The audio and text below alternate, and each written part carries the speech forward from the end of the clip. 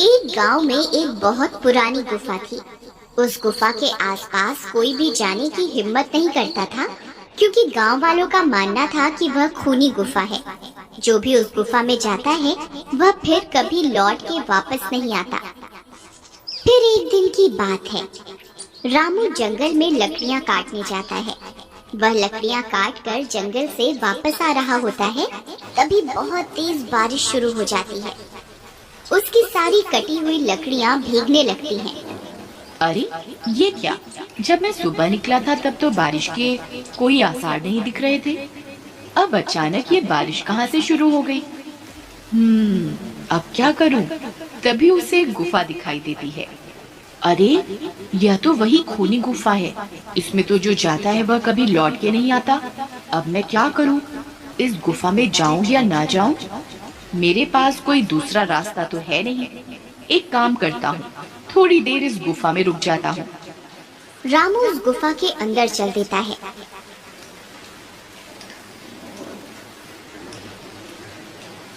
अंदर जाने पर उसे डरावनी आवाजें सुनाई देती हैं।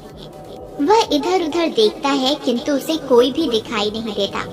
फिर वह थोड़ा और अंदर की ओर चला जाता है और फिर कभी वापस लौट के नहीं आता। उधर गांव में रामू की पत्नी और उसका बेटा चिंटू उसका इंतजार करते रहते हैं, लेकिन पूरी रात गुजर जाती है और रामू घर वापस नहीं आता।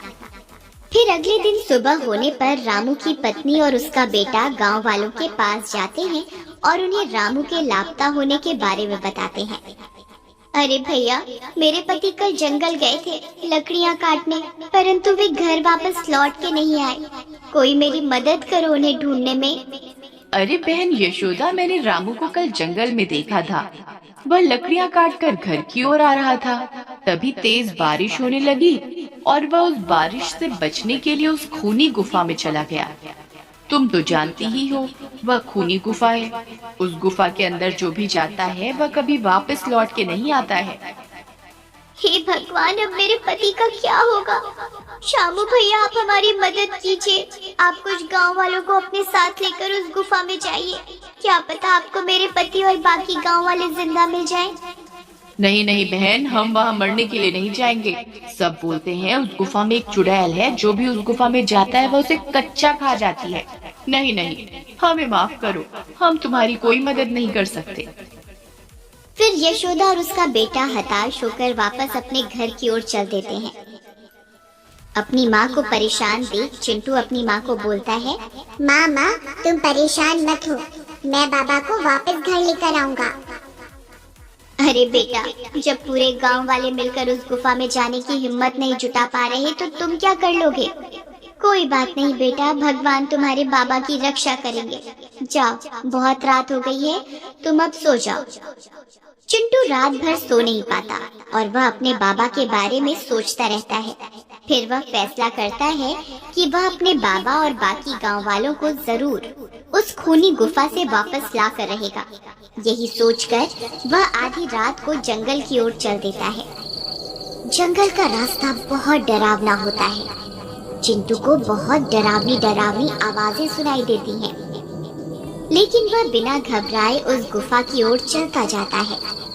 कुछ ही देर में वह उस गुफा में पहुंच जाता है। गुफा में पहुंचकर उसे वहां कोई भी गांव वाला दिखाई नहीं देता, सिर्फ डरावनी आवाजें ही सुनाई देती हैं। फिर वह हिम्मत जुटाकर गुफा में और अंदर की ओर जाता है। तभी अचानक उसके सामने एक चुड़ैल आ जाती है।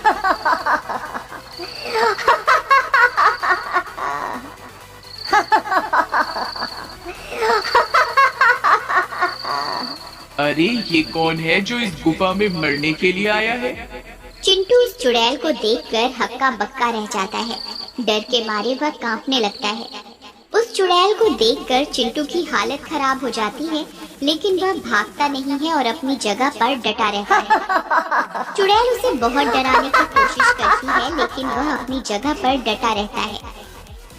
अरे ये तो छोटा बच्चा है, ये तो मेरे किसी काम का नहीं है। इसे यहाँ से कैसे भगाऊं? ये तो मेरा सारा काम चौपट करवा देगा। दूसरी तरफ चिंटू को घर में न पाकर यशोदा घबरा जाती है। हे भगवान, अब चिंटू आधी रात को कहाँ चला गया? कहीं वह अपने बाबा को छुड़ाने उस खूनी गुफा की ओर तो नहीं चला गया। हे भगवान, अब मैं क्या करूं? फिर वह भागती हुई शामू के घर जाती है और उससे मदद मांगती है। भैया, चिंटू घर से लापता है। वह अवश्य ही अपने बाबा को बचाने के लिए उस खूनी गुफा की ओर गया होगा। कृपा करके मेरी मदद कीजिए। फिर शामू भागकर बाकी के गांव वालों के पास मदद मांगने जाता है। अरे भाई कालिया, चिंटू भी उस खूनी गुफा की ओर चला गया है। अब हम सबको मिलकर उसकी मदद करनी चाहिए। अगर एक बच्चा अकेला आधी रात को उस जंगल में खूनी गुफा में जाने की हिम्मत दिखा सकता है तो हमें अपने आप पर शर्म करनी चाहिए। तुम सही कह रहे हो शामू। चिंटू की हिम्मत को देखकर मुझ में भी हिम्मत आ गई। चलो हम सब उस खूनी गुफा में चलते हैं, जो होगा देखा जाएगा। यही सोचकर कुछ गांव वाले मिलकर उस खूनी गुफा की ओर जाते हैं। दूसरी तरफ वह चुड़ैल चिंटू को वहां से डराकर भगाने की कोशिश करती रहती है, परंतु चिंटू अपनी जगह से नहीं हिलता। अरे मूर्ख बालक, क्या तुझे मुझसे डर नहीं लगता? मैं तुझे कच्चा ही खा जाऊंगी। मैं तुझे आखिरी बार बोल रही हूँ, यहाँ से चला जा, नहीं तो अच्छा नहीं होगा। हे चुड़ैल, मैं अपने बाबा से बहुत प्यार करता हूँ। अगर वे मेरे लिए अपनी जान दे सकते हैं तो मैं उनके लिए अपनी जान देने को तैयार हूँ। मैं उन्हें लिए बगैर यहाँ से नहीं जाऊंगा। अब मैं तुमसे नहीं डरता। तुम्हें जो करना है कर लो। अरे यार, ये तो बहुत बहादुर है। यहाँ से जाने का नाम ही नहीं ले रहा। कहीं मेरी सच्चाई सबके सामने ना आ जाए। अब मैं क्या करूं? तभी सब गांव वाले हाथों में मशाल लिए वहां पहुंच जाते हैं। अरे बाप रे, यहाँ तो चुड़ैल है। अरे दैया रे दैया, भागो यहाँ से, वरना ये चुड़ैल हम सबको खा जाएगी। सभी गांव वाले बहुत डर जाते हैं। अरे मूर्खों, डरो नहीं। देखो, चिंटू उस चुड़ैल के पास ही खड़ा है। अगर ये चुड़ैल को खाना होता तो अब तक ये चिंटू को खा चुकी होती। जरूर दाल में कुछ काला है। तभी सब गांव वाले चिंटू के पास जाकर उसके साथ खड़े हो जाते हैं। लगता है आज तुम सबकी मौत तुम्हें यहाँ खींच कर ले आई है। हे चुड़ैल, चिंटू की हिम्मत देखकर हम सब में भी तुम्हारा सामना करने की हिम्मत आ गई है। अब हम तुमसे नहीं डरते। तभी सब गांव वाले हाथों में मशाल लिए चुड़ैल की तरफ बढ़ते हैं। अरे ये क्या, ये सब तो मेरी तरफ ही आ रहे हैं। अब तो मुझे यहाँ से भागना ही पड़ेगा। अरे देखो देखो, ये चुड़ैल तो दुम दबा कर भाग रही है। लगता है ये कोई चुड़ैल नहीं है, जरूर दाल में कुछ काला है। चलो इसका पीछा करते हैं। सब गांव वाले चुड़ैल का पीछा करते हैं। तभी चुड़ैल का पीछा करते करते गांव वाले ऐसी जगह पहुंच जाते हैं जहां उन्हें बाकी के सारे गांव वाले मिल जाते हैं। वे सारी खुदाई का काम कर रहे होते हैं। वे लोग उन गांव वालों को अपनी ओर आता देख खुश हो जाते हैं और अपनी आप बीती बताते हैं। कालिया, अरे भाई घनश्याम, तुम सब लोग यहाँ खुदाई का काम क्यों कर रहे हो? और तुम सब लोग वापस गांव क्यों नहीं आए पिछले 2 महीनों से? अरे क्या बताएं भाई कालिया, ये औरत ने चुड़ैल बनकर हमें जबरदस्ती यहाँ कैद करके रखा हुआ था और खजाने के लालच में हमसे दिन रात यहाँ खुदाई करवाती रहती थी। जब भी कोई गांव वाला हमारी तलाश में इस गुफा की ओर आता तो यह उसे डरावनी आवाज से निकालकर यहाँ से भगा देती थी और उसे अंदर नहीं आने देती थी। और जो कोई भी अंदर आ जाता था तो उसे भी कैद करके यहाँ खुदाई के काम में लगा देती थी। तब सब गांव वाले मिलकर उस चुड़ैल को पकड़ लेते हैं। मुझे माफ कर दो, मैं खजाने के लालच में तुम सबको डराती थी। मैं कोई चुड़ैल नहीं हूँ। मुझे मेरी गलती का एहसास है। तुम मुझे जो भी सजा दोगे मुझे मंजूर है। कोई बात नहीं, तुम्हें तुम्हारी गलती का एहसास हो गया, यही बहुत है। मॉरल, हमें कभी भी डरना नहीं चाहिए और किसी भी भूत चुड़ैल में विश्वास नहीं करना चाहिए।